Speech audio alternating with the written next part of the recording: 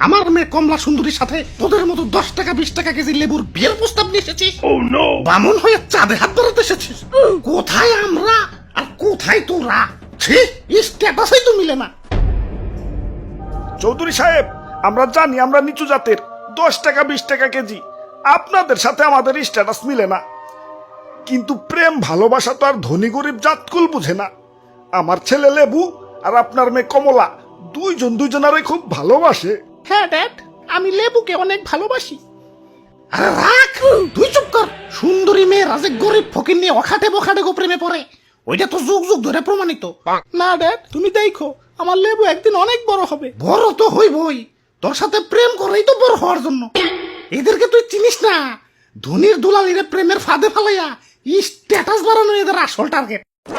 চৌধুরী সাহেব, আমরা গরিব হতে পারি কিন্তু ছোট লোক নই। তাইলে কি তোরা? আমার মেয়ের ধারে কাছে যাওয়ার যোগ্যতা আছে?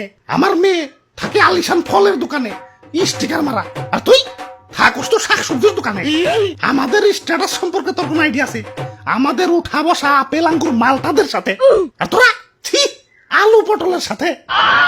চল বাবা, এই অপমান আমি আর সইতে পারছি না। তুমি ওনাদের এইভাবে অপমান করতে পারো না। তুই চুপ কর।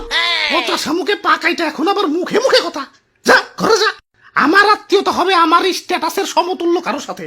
খান সাহেবের ছেলে মালটা কালই লন্ডন থেকে দেশে আসতেছে, এই মালটার সাথেই তোর বিয়ে হবে।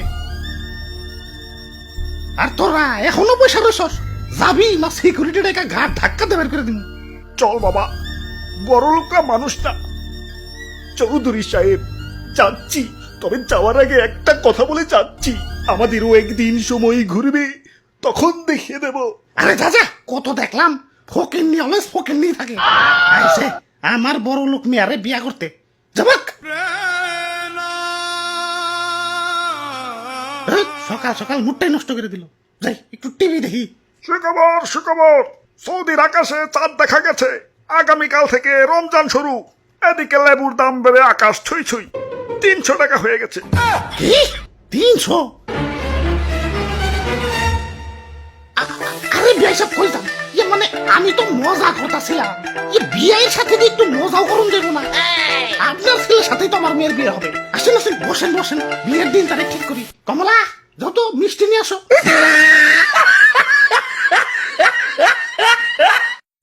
লেবুর দাম বাইরে গেছে দেখিয়া ইফতারিতে শরবত খাওয়াই বাদ দিয়ে দিছি। দাম কমলে শরবত খাম।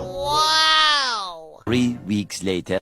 দাম কমলে শরবত খাম করতে করতে শেষ রমজান তো আহে পড়লো।